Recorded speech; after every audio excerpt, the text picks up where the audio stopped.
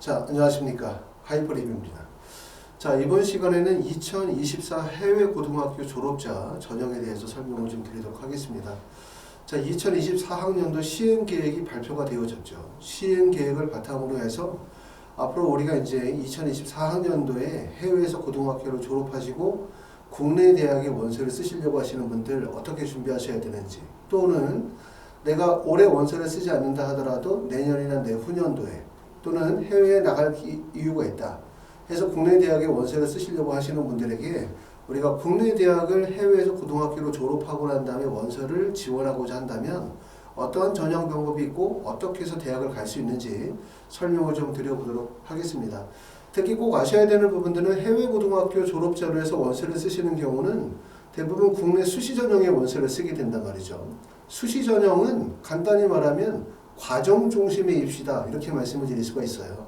다시 말하면 12학년 되어서 그때 가서 갈 수 있는 대학을 찾는 게 아니라 10학년, 11학년, 12학년 그 과정에서 진로의 방향이나 목표 대학을 뚜렷하게 정하고 거기에 맞는 서류 준비나 학업 역량을 갖추었을 때 나중에 12학년이 되어서 대학을 가려고 할 때 모아놨었던 자료들, 그 과정에서 충실하게 준비되어졌었던 데이터나 자료를 바탕으로 대학을 가는 거다라는 점을 꼭 말씀을 드리고 싶고, 그렇기 때문에 과정에 대한 준비가 제대로 이루어지지 못하면 나중에 12학년이 되어져서 막상 대학을 가려고 할 때 여러 가지 준비가 미흡하기 때문에 대학을 잘 못 갈 수가 있어요. 그렇기 때문에 꼭 10학년, 11학년, 12학년 과정에서 충실하게 진로 방향에 맞춰서 지원하고자 하는 대학에 맞춰서 계획을 잘 수립해서 진행하시기 바랍니다. 자, 먼저 2024학년도 대입의 변경 사항에 대해서 우리가 간단히 살펴보도록 하겠습니다. 이 변경 사항들은 해외 고등학교 졸업자에게 관련이 있는 내용도 있고 관련이 없는 내용들도 있을 것 같은데, 첫 번째는 자기소개서가 폐지가 되어지는 것. 2024학년도에 모든 대학이 자소서가 폐지가 되어지죠. 우리가 이제 해외 고등학교 졸업자는 사실은 서류, 자소서가 있는 게 좀 낫죠. 왜냐하면 자소서가 있어야만 본인이 해외에서 활동하거나 경험했었던 내용들을 조금 더 구체적으로 서술할 수 있다는 점이 장점인데, 자기소개서가 폐지가 되어지시는 대신에 종전에 사용하던 학생부 대체서식이라는 요소가 있어요. 그렇죠? 그 요소가 더 강화될 가능성이 높겠죠. 다시 말하면 뭐냐면 자기소개서가 폐지가 되어진다는 것은 해외 고등학교 졸업자들에게는 그렇게 좋은 일은 아닌 것 같다. 왜냐하면 자소서가 있어야만 해외에서 공부하고 해외에서 노력하고 해외에서 활동했었던 내용들을 자소서를 통해서 구술할 수 있고 이를 바탕으로 면접을 볼 수 있는데, 자소서가 들어가지 못한다는 부분은 다소 좀 미흡한 부분, 해외고 졸업자들에게는 불리한 부분이라고 말씀을 드릴 수 있지만, 대신 학생부 대체서식이 강화되어지기 때문에 그 부분을 잘 활용하셔야 될 것 같고요. 두 번째는 수시의 비중에서는 수도권 대학의 비중은 줄고 비수도권의 대학은 늘어나는 형태가 되고 있고요. 세 번째는 서울 일부 대학 같은 경우는 학생부 교과의 수능 최저 학력 기준이 완화가 되어지고 고교별 추천 인원이 확대가 되어집니다. 네 번째는 논술 실시 대학이 38개교로 소폭 확대가 되어졌고, 특히 경희대나 이화여대 같은 경우는 논술의 비중이 강화되어졌습니다. 다섯 번째는 고려대학교 교과 성적 반영한 정시 전형이 시설이 되어졌어요. 그러니까 정시도 수능 성적 100%가 아니라 교과 성적이 반영이 되어지는 학생부 교과 전형들 또는 뭐 지역균형 전형들이 신설이 이루어지고 있는 추세고요. 그 다음에 여섯 번째는 서울대학교의 과탐원 종전에는 원2 과목을 신청을 했어야 되죠. 그렇죠? 동일 과목의 원2는 안 되지만 반드시 2 과목을 선택을 해야 되는데, 그러니까 2024학년도부터는 원1 과목의 조합이 허용이 되어진다. 굳이 2 과목을 선택하지 않아도 된다. 이렇게 말씀을 드릴 수가 있습니다. 여기서 보시면 우리가 해외 고등학교 졸업자들에게 직접적으로 관련성이 있는 부분은 첫 번째, 자기소개서가 폐지가 되어진다. 자소서가 폐지가 되어지기 때문에 학생부 대처서식의 중요성이 더욱더 커질 수 있다. 이 점이 이제 해외 고등학교와 직접적으로 관련성 있는 내용이고, 또 수시에서 수도권 같은 경우는 수시 비중이 줄고 비수도권은 수도권의 수시 비중의 선발 비율이 늘었다. 이런 부분들도 해외 고등학교 졸업자와 관련성이 있는 내용인 것 같습니다. 자, 2024학년도 입시의 변화를 보면 우리가 간단하게 이제 2023학년도 데이터를 바탕으로 이해할 거는, 우리가 해외 고등학교 학생들이 원서를 쓰게 되어진다 그러면 정시보다는 수시에서 원서 지원을 하고 합격할 가능성이 높아요. 수시에서 선발하는 인원을 보게 되어지면 전년도에 2023학년도에는 78.1%가 수시 선발 비율이고 정시에서의 선발 비율은 지금 보시는 것처럼 21.9%입니다. 그러니까 대부분 해외고등학교 졸업자는 수시 전형으로 대학을 간다. 근데 수시의 선발 비율이 78.1%에 해당이 된다. 그럼 수시에서는 어떤 것이 전형의 반영 비율이 높나 봤더니 첫 번째는 학생부 교과 전형의 선발 비율이 44.3%, 학생부 종합 전형의 선발 비율이 23.4%, 논술이 3.2, 실기 실적 전형인 7.7%로서 학생부 교과 전형의 선발 비율이 종합보다 많아요. 근데 이게 전국적으로 보면 그렇고요. 전국적으로 보고 서울에 있는 주요 대학 중심으로 보게 되어지면 학생부 교과보다 학생부 종합 전형의 선발 비율이 높고 특히 해외고등학교 졸업자들이 원서를 쓰는 지점은 대부분 학생부 종합 전형의 원서진이 더 유리하다고 말씀을 드릴 수가 있습니다. 전형을 잘 이해를 못하시는 분들을 위해서 설명을 드리면 우리가 수시 전형은 학생부 종합, 학생부 교과, 그 다음에 논술 전형, 그 다음에 특기자 전형이라고 하는 네 가지의 전형으로 나눠진다고 볼 수 있어요. 해외고등학교 졸업자 학생들이 가장 원서 지원을 많이 하고 또 합격 가능성이 높은 전형이 학생부 종합 전형인데 학생부 종합 전형은 어떤 전형이냐면 다단계 전형을 대부분 많이 취하죠. 1단계에서 서류평가 들어가고 난 다음에 2단계 면접을 보는 학교. 물론 면접을 보지 않는 학생부 종합 전형들도 있습니다. 그러면서 수능 최저 학력 기준이 대부분의 대학에서 수능 최저를 요구하지 않아요. 그러니까 해외고등학교 졸업자 학생들이 원서를 쓸 때 가장 어려운 거는 수능 시험을 봐야 되는 경우죠. 그렇죠? 수능 시험을 보기도 어렵고 또 수능 시험을 본다 하더라도 최저 충족이 어렵다 보니까 아무래도 해외고등학교 학생들이 국내 대학에 원서를 쓰게 되면 정시보다는 수시, 수시에서도 수능 최저가 반영이 되지 않는 전형. 그러다 보니까 학생부 종합 전형에 대부분의 학생들이 몰린다. 이렇게 보실 수가 있고 학생부 종합 전형에는 종전에는 GPA 성적, 그 다음에 자기소개서, 학생부 대체 서식 같은 것들이 반영이 되는데 자소서는 대부분의 대학들이 올해부터 다 폐지가 되어졌기 때문에 제출 서류는 고등학교 성적증명서, 그 다음에 학생부 대체 서식 이 두 가지라고 보시면 될 것 같고요. 학생부 교과 전형으로도 원서를 쓸 수 있습니다. 교과 전형이라는 것은 GPA 성적만으로 지원이 가능한 거예요.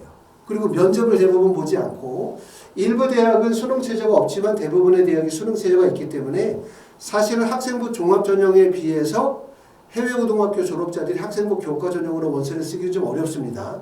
왜? 수능 최저가 붙기 때문에. 그리고 또 하나의 장점은 학생부 교과 성적이 반영이 되어질 때는 검정고시 출시자나 해외고등학교 졸업자는 비교 내신을 적용을 하거든요. 내신 성적을 환산해서 적용하게 되어지는데 내가 외국에서 올 A 등급을 맞았다 하더라도 일반적으로 내신 성적으로 환산하게 되면 2등급이나 3등급 정도로밖에 환산이 안 되기 때문에 더군다나 이제 서울권의 대학을 가려고 하면 대부분 내신이 1등급이나 2등급이라는 점을 보게 되면 결국 외국에서 GPA를 올 A를 맞았다 하더라도 서울권의 대학을 학생부 교과 전형의 원서를 쓰는 경우는 경쟁력이 떨어질 수밖에 없다. 이렇게 보실 수 있습니다. 논술 전형도 하나의 전형인데 논술 전형의 장점은 수능 최저가 없는 대학들이 있다는 거예요. 수능 시험을 보지 않아도 되는 학교들이 있는데 문제는 논술 시험을 봐야 된다는 점.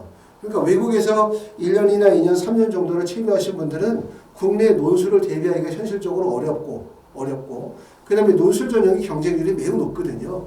보통 수능 최저가 없는 전형은 대학마다 차이가 있지만 보통 뭐 한 40대 1 정도. 그렇죠. 수능 최저가 없는 경우.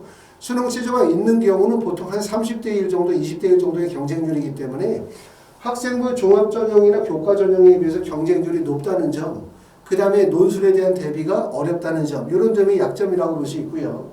그 다음에 특기자 전형으로 해가지고는 특기자 전형은 예전에 참 많았죠. 많다 보니까 이제 특기자 전형이 해외에서 고등학교를 졸업하고 나는 학생들이 국내 대학을 갈 때 대부분 다 어학 특기자 전형, 뭐 글로벌 특기자 전형 이런 특기자 전형으로 대학을 많이 갔는데 사실상 특기자 전형이 거의 다 폐지가 되어졌어요. 지금은 어학 특기자 전형에 서울권에 나와 있는 학교는 아시는 것처럼 이화여대 어학 특기자 전형, 그 다음에 국민대학교 어학 특기자 전형 2개 전형밖에 없기 때문에 사실상 그만큼 문이 많이 좁아졌다라고 말씀을 드릴 수가 있고 전체로 봤었을 때는 해외고등학교 졸업자는 학생부 종합, 학생부 교과, 논술 전형, 특기자 전형으로 다 원서를 쓸 수는 있지만 대부분의 학생들이 원서를 쓰기에 적절한 것은 학생부 종합전형이 적절하다. 왜? 수능 최저가 없는 대학이 많다는 점.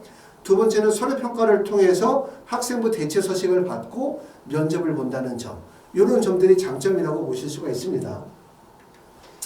자, 해외고 선발 인원과 전형에 대해서 이걸 꼭 알아두시게 되어지면 뭘 아실 수 있냐면 해외고등학교 졸업자로 국내 대학을 가려고 할 때 어떤 전형이 적합한지, 어느 대학에서 해외고 학생들을 많이 뽑아주는지를 아실 수가 있어요. 그러니까 제가 말씀드리는 모든 내용들 중에서 사실 이 내용이 가장 중요한 내용이고 여러분들이 꼭 주목하셔야 되는 부분이라고 봅니다. 자, 서울대학교에서는 해외에서 고등학교 졸업자, 외국 고등학교 졸업자를 82명을 뽑았습니다. 82명을 전년도에 82명을 뽑았는데 이 82명을 뽑았는데 이 중에서 75명이 재외국민이에요. 75명이 재외국민. 재외국민이라고 하면은 이 안에는 12년 특례에 해당이 되어지겠죠. 3년 특례는 서울대학교 없으니까 12년 특례에서 선발한 인원이 대략적으로 76명이라고 볼 수 있고, 그러면 12년 특례 전형이 아닌 해외 고등학교 졸업자로 뽑힌 학생을 봤더니 학생부 종합전형, 서울대학교 일반 전형에서 5명이 뽑혔고 수능에서 2명 정도 뽑혔다라고 보실 수가 있어요. 그러니까 결국은 우리가 12년 특례 전형이 아닌 해외 고등학교 졸업자가 서울대학교를 가게 되면 서울대학교 학생부 종합 일반 전형으로 가거나 아니면은 수능 시험을 봐가지고 정시로 간다는 얘기겠죠. 연세대학교는 473명을 선발했고 전체 선발 인원의 11.6%, 상당히 많은 학생들을 뽑고 있는데 이 중에서 재외국민의 학생이 387명이에요. 그러니까 3년 특례나 12년 특례에 해당되는 학생들. 그러면 요 나머지 인원 85명이 바로 뭐냐면 해외고등학교 졸업자입니다. 아시는 것처럼 해외고등학교 졸업자를 많이 선발하는 대학의 대표적인 학교가 연세대학교고, 그러다 보니까 해외에서 고등학교를 졸업하고 난 다음에 국내 대학 가시려고 하시는 분들은 연세대학교를 가장 선호하죠. 학생부 종합전형에서 85명, 논술전형에서 1명이 선발이 이루어졌고, 고려대학교는 해외고등학교 졸업자로는 수능에서 2명이 선발이 되어졌고요. 성균관대학교는 학생부 교과전형에서 3명이 선발되어졌다는 거 우리가 주목할 필요가 있고, 학생부 교과전형은 수능 최저가 반영이 되어야 된다는 점 아실 필요가 있습니다. 학생부 종합전형에서 10명 선발이 되어졌고 수능에서 1명, 기타에서 2명인데 예전에는 이제 해외고등학교 졸업하고 난 다음에 국내 대학 간다. 그럼 대부분의 학생들이 학생부 종합전형으로 대학을 가요. 또 일부분들은 해외에서 고등학교 졸업하면 마치 이게 무슨 해외고 졸업자 전형이 별도로 있기 때문에 유리하지 않나 라고 생각하시는 분들이 계시지만, 해외고등학교 졸업자가 국내 대학에 원서를 쓸 때 유리한 거는 간단히 말하면 한 10년 전에 끝났습니다. 사실상 해외고등학교는 별도 전형이 없기 때문에 국내 대학을 갈 때 매우 불리해요. 그런데 하나의 유리한 요소가 있다면 결국은 수능 시험을 보면 훨씬 더 유리합니다. 수능 시험을 봐서 정시로 가라는 얘기가 아니라 수능 시험을 봐서 수시 전형에서 수능 체제를 충족할 수만 있다면 대학의 폭이 훨씬 넓어지게 되고요. 또 대학에서도 학생의 우수성을 인정할 수가 있어요. 왜 그러냐면 수능 최저 학력 기준이다. 예를 들어서 어느 대학의 수능 최저 학력 기준이 2개 영역 등급합이 5다.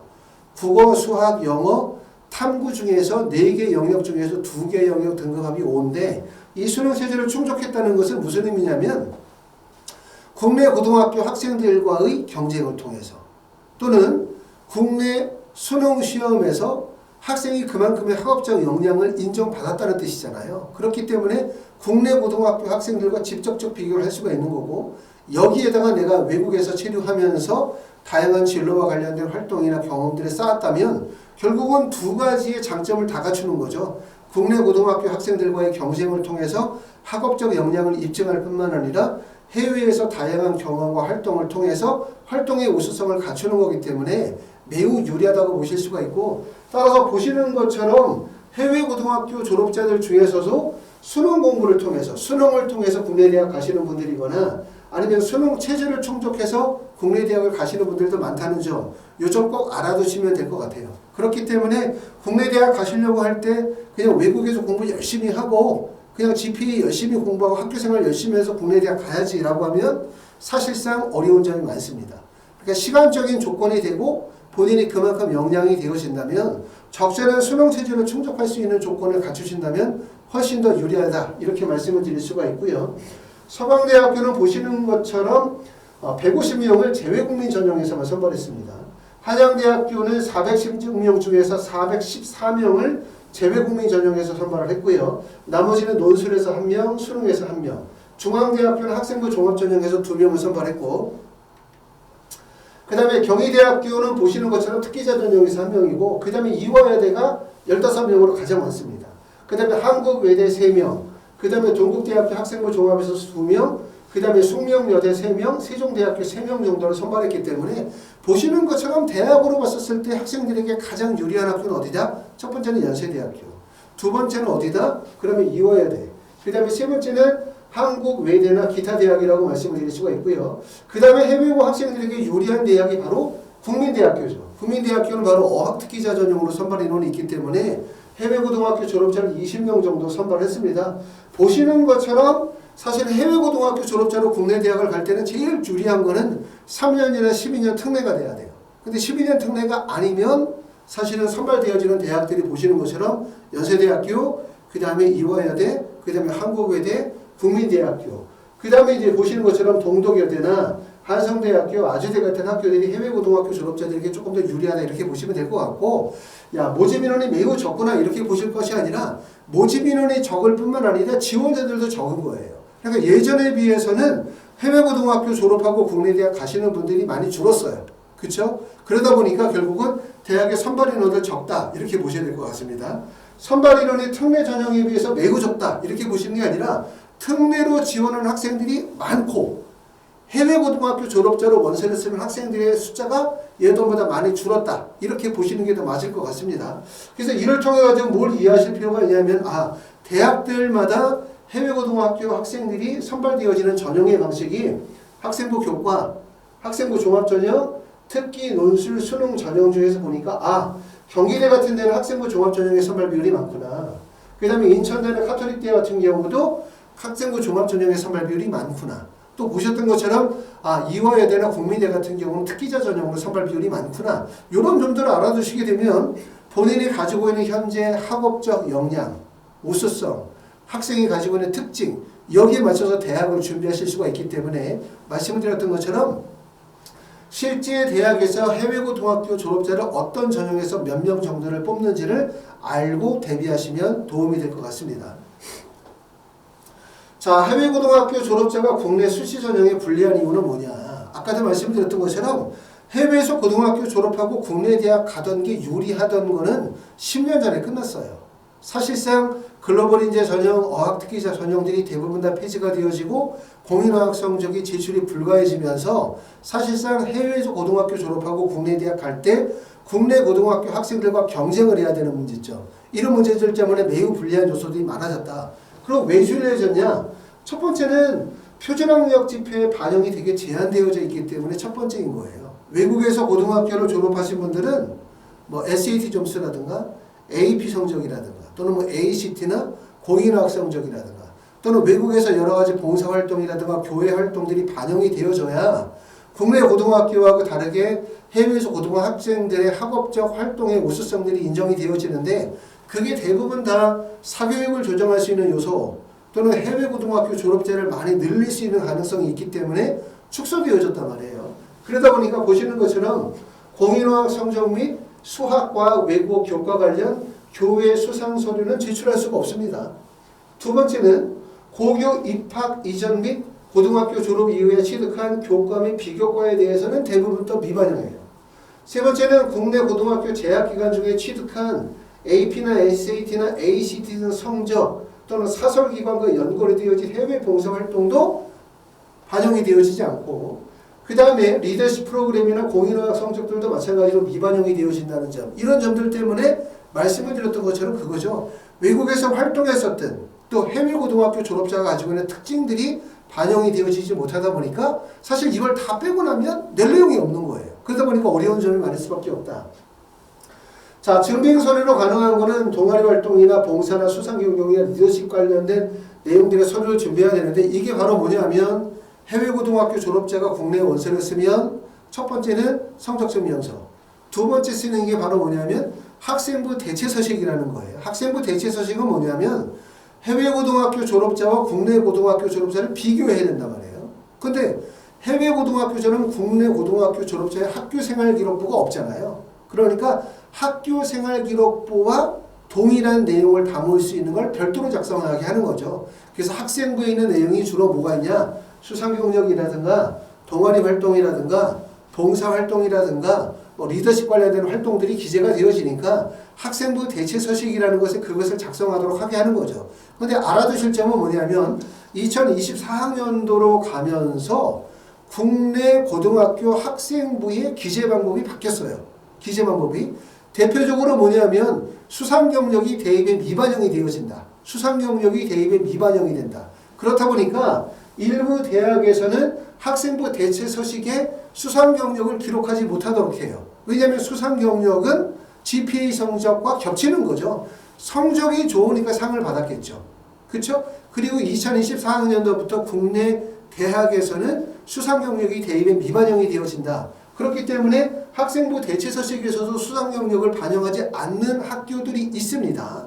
그러면 수상경력 빼고 나면 들어갈 수 있는 부분이 동아리, 봉사, 리더십 관련된 내용이라는 점. 요거고 요 서류를 잘 준비하셔야 되는데 외국에서 취득한 서류가 사실은 신뢰할 수 없는 내용들이 많아요. 그렇기 때문에 서류의 신뢰성을 확보하려면 제일 첫 번째는 고등학교가 신뢰성이 높아야 돼요. 그러니까 고등학교의 신뢰성은 대부분 이 학교가 국제학교다, A레벨 학교다 라고 하는 게 핵심이겠죠. 그렇죠? 고등학교 신뢰들 또는 이 학교가 국제학교거나 아니면은 AP 학교는 아니지만 A레벨 학교는 아니지만 AP 과목의 이수가 가능하다든가 여기까지는 괜찮아요. 근데 만약에 학교가 로컬이다, 일반 로컬이라고 한다면 모든 로컬이다 그런 건 아니지만 학생부나 학교 활동 또는 학교에서 만들어지는 서류에 대한 신뢰도가 떨어질 수 있다는 점, 요 점을 잘 아셔야 되기 때문에 서류를 만드실 때 얼마나 신뢰감 있게 서류를 구성할 수 있느냐 이게 되게 중요하다고 생각합니다. 그래서 아까 말씀을 드렸었던 것처럼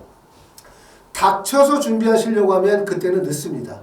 닥쳐서 준비하시려고 하면 해외고등학교 졸업자는 과정 중심의 입시이기 때문에 미리미리 하나씩 다 점검하셔가지고 준비하는 게 좋다. 이렇게 말씀을 드리고 싶고 자기소개서가 페이지가 되어짐에 따라서 학생부 대처서식의 작성이 매우 중요했다. 이렇게 말씀을 드릴 수가 있고요. 학생부 대처서식의 문항의 작성이 대학마다 어떤 대학은 글자 수가 50자 이런 학교들도 있지만 어떤 학교들은 10개 항목에 100자씩 그런 글자 수가 거의 1000자 정도 되어지기 때문에 어떻게 보면 글은 길게 쓰는 것보다 간단히 축약해서 쓰는 게 훨씬 더 어렵거든요. 그렇기 때문에 학생부 대처서식 매우 중요하다 이렇게 말씀을 드릴 수가 있고 대학별 면접고사도 되게 중요합니다. 면접은 점차적으로 계속 강화되는 추세이기 때문에 면접은 뭐 어차피 미리 준비하실 필요가 없고 여러분들이 만약에 이제 9월에 원서를 썼다. 그럼 그때부터 면접을 본격적으로 준비해도 늦지는 않습니다. 수능 최저학력 기준이 대부분 학생부 종합전형에서는 비반영이 되어진다고 말씀을 드렸는데 뭐 현실적으로 가능한 여건이 돼야 되겠죠. 물론 수능 공부를 한다는 게 쉬운 게 아니기 때문에. 하지만 해외 고등학교 졸업자가 국내 대학을 가려고 한다. 국내 대학 중에서 상위권 대학을 가고 싶다. 나는 의대를 가고 싶다, 치대를 가고 싶다, 약대를 가고 싶다고 한다면 외국에서 공부하는 거, 활동하는 것뿐만 아니라 수능에 대한 대비를 조금 더 시작하시는 게 좋으세요.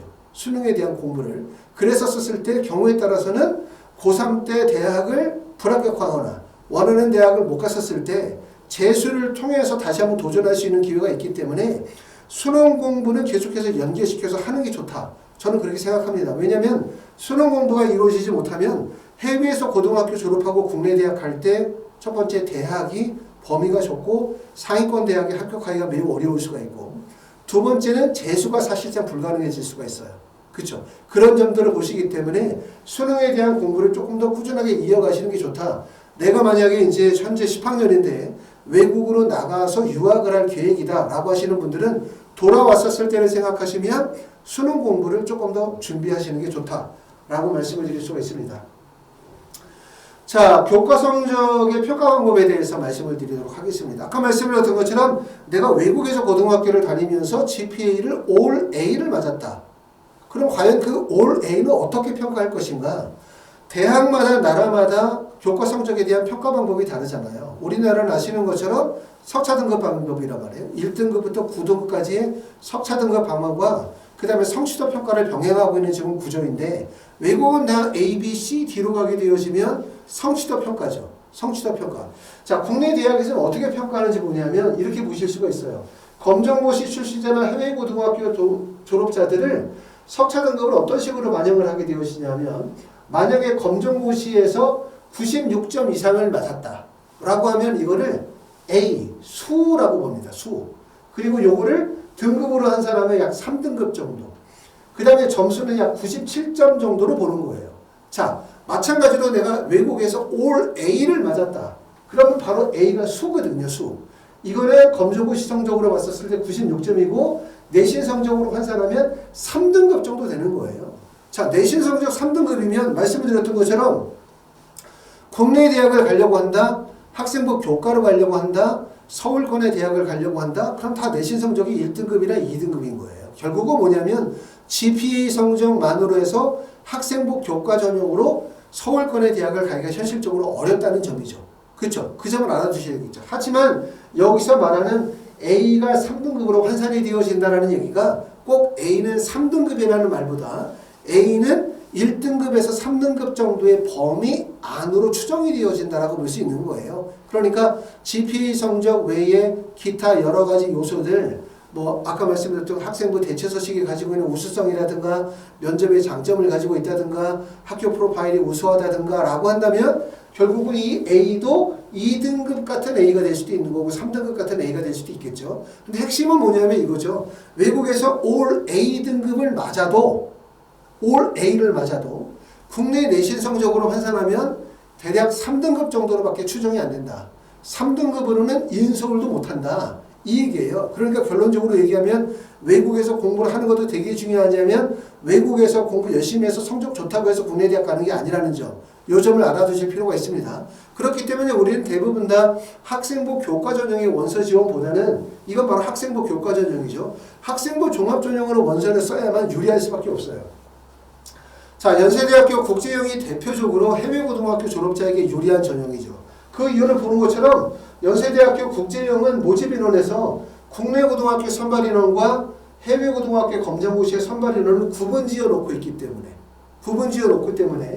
자, 2024학년도도 2023학년도와 동일하게 274명을 선발하게 되어지는데 보시는 것처럼 언더우드 인문사회에서 30명, 그 다음에 언더우드 생명과학에서 6명, 그 다음에 보시는 것처럼 하스 전형에서 30명을 선발하게 되어지고 ISE에서 20명, 글로벌 인재 대학에서 10명에서 총 96명을 선발하게 되어집니다. 모집 인원이 상당히 많죠. 그렇기 때문에 이게 바로 국내 고등학교 졸업자, 해외 고등학교 졸업자를 구분지어 선발하기 때문에 해외 고등학교 졸업자들이 원서 지원에 몰리는 지점인데 사실 이 지점은 해외 고등학교 졸업자만 원서를 쓰는 게 아니라 3년 특례 전형으로 7월에 특례 원서를 쓰고 난 다음에 6개 중에서 하나나 2개 정도의 카드를 남겨두게 되어지면 학생들이 이쪽으로 몰리거든요. 반드시 이쪽으로 몰리게 되어집니다.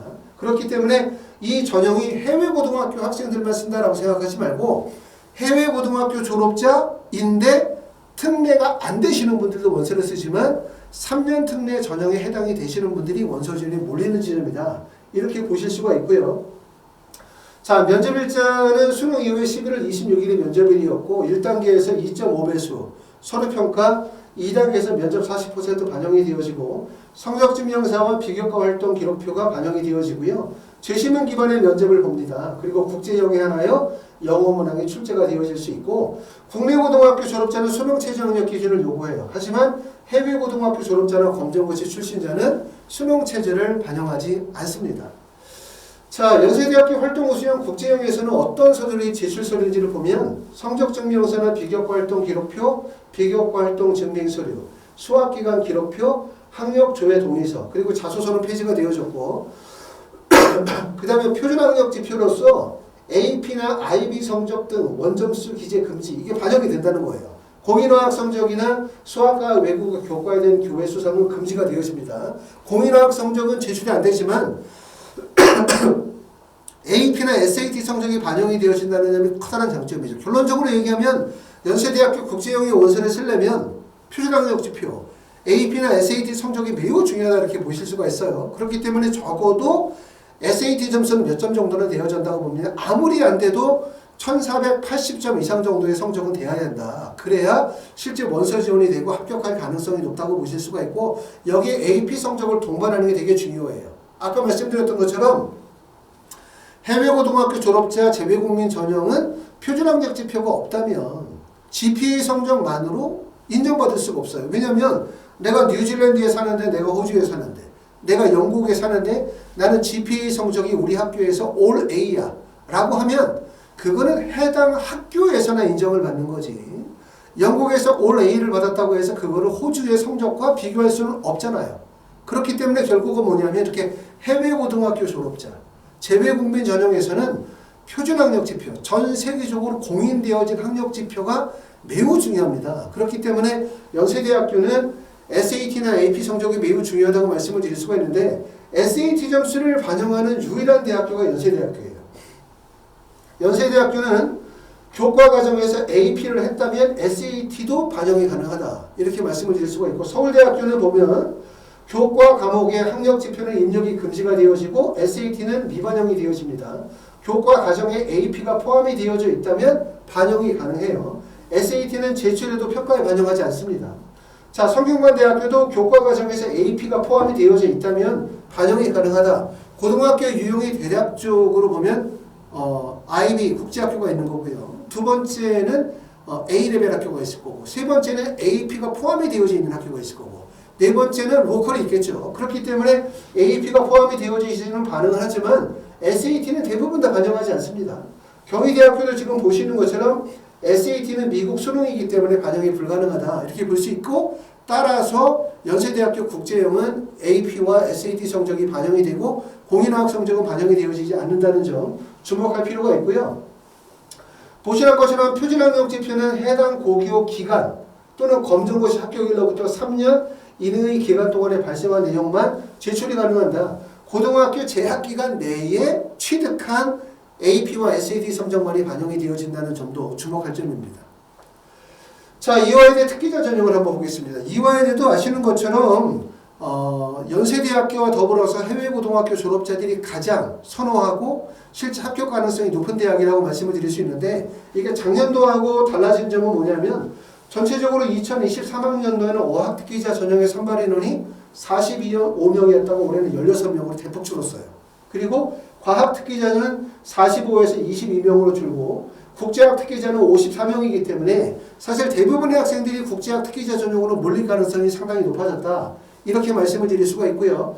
1단계 배수 4배수, 서류평가 100%에 면접 30%인데 대부분이 경쟁률이 4대1이나 5대1 정도밖에 안 되기 때문에 1단계를 통과할 가능성은 매우 높다. 이렇게 보실 수가 있고, 제출 서류는 학생부, 그 다음에 증빙서류, 활동보고서 제출이 되고요. 공인화학 성적은 고등학교 졸업 또는 검정고시 이후 취득한 성적도 제출이 가능하기 때문에 내가 재수생들이다, 또 해외에서 고등학교를 졸업한 지가 좀 됐다라 하더라도 공인화학 성적은 제출이 되어진다. 이렇게 보시면 되고, 모집 인원의 변화를 보면 어학특기자 전형에서 중국어 중원중문학과는 종전에 8명에서 올해는 1명도 선발하지 않습니다.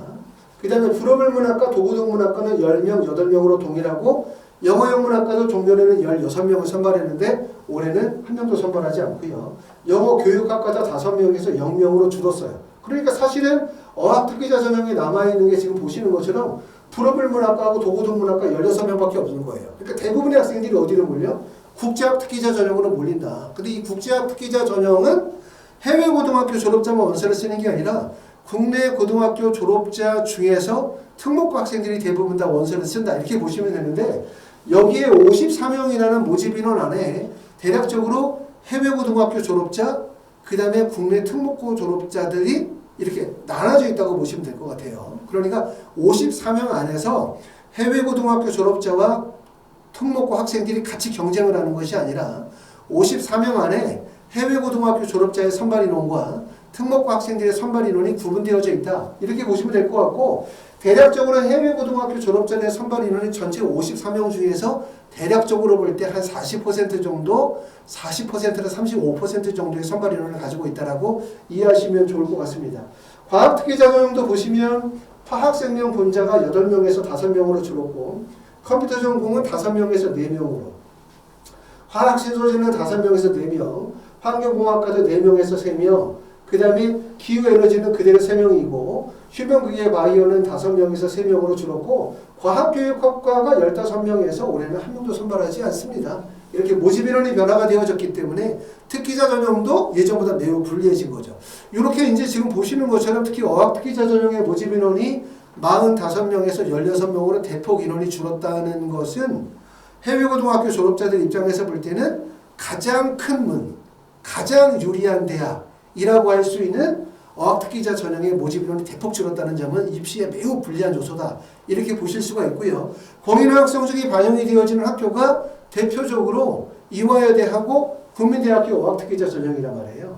국민대학교는 종전과 비슷해요. 42명, 41명 정도로 해서 한 명밖에 줄지 않았고 지원 자격은 보시는 것처럼 국내 고등학교 졸업 또는 재력 예정자 이러면 이제 해외 고등학교는 지원이 안 되지만 보시는 것처럼 또는 법령에 의하여 이와 동등한 이상의 학력이 인정되어지는 자 국외 고등학교 졸업 또는 졸업 예정자도 포함이 되어진다라고 했기 때문에 해외 고등학교 졸업자 지원하는데 전혀 문제 없고요. 지원 자격에 보시게 되어지면 1단계 배수 8배수, 어학 성적 100%, 2단계에서 자 1단계 성적 20% 들어가고 면접 50%의 교과 성적 30%가 들어가게 되어지는데 어학 성적에서는 영문과나 그 다음에 KMU 같은 경우는 토익은 900점 이상, 그 다음에 토플 IBT는 95점 이상 이 기본적인 최저 학력 기준이라는 얘기예요. 이 정도가 되면 붙는다는 뜻이 아니라 최저 학력 기준이라고 보시면 될 것 같고 영어 성적은 아무리 했는데도 토플 IBT 같은 경우는 적어도 110점 이상의 성적은 되어져야 1단계 통과하고 난 다음에 합불이 결정이 되어진다고 볼 수 있는데 공인학업 성적의 중요성은 나름대로 크다고 보실 수가 있습니다. 자, 면접은 지금 보시는 것처럼 50%가 반영이 되어지는데 면접에서는 기본 소양 면접, 한국어 구술 면접과 기본 소양 2, 해당 외국어 구설 면접이 반영이 되어지고요. 모집 인원이 줄어든 것은 영어 영문학과에 5명을 선발하다가 영문과에 4명을 선발하는 거로 인원이 1명이 줄었고 그 다음에 보시는 것처럼 KMU는 35명으로 모집 인원의 변화가 없습니다. 자, 여기까지 이제 말씀을 드렸었던 내용이 해외고등학교 졸업자에 대해서 말씀을 드렸어요. 아까도 말씀을 드렸던 것처럼 하나 명심할 거. 해외고등학교 졸업하고 국내 대학 가시려고 한다라고 하면 해외고등학교 졸업자는 과정 중심의 입시다.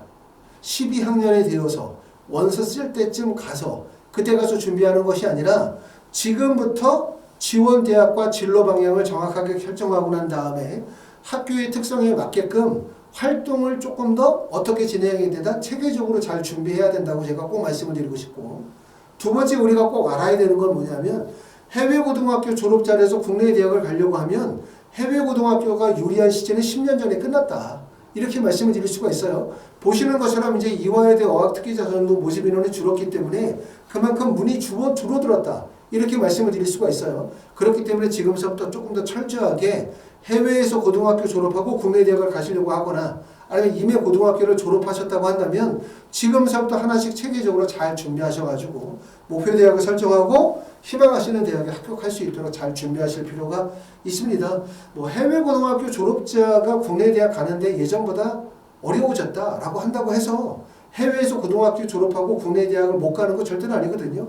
아까 보셨던 것처럼 서울대, 연세대 모든 대학에서 해외 고등학교의 선발 인원과 방법들이 있기 때문에 자신에게 맞는 전략을 잘 세워서 준비하시면 도움이 될 것 같습니다. 자, 여기까지 말씀드리겠습니다. 감사합니다.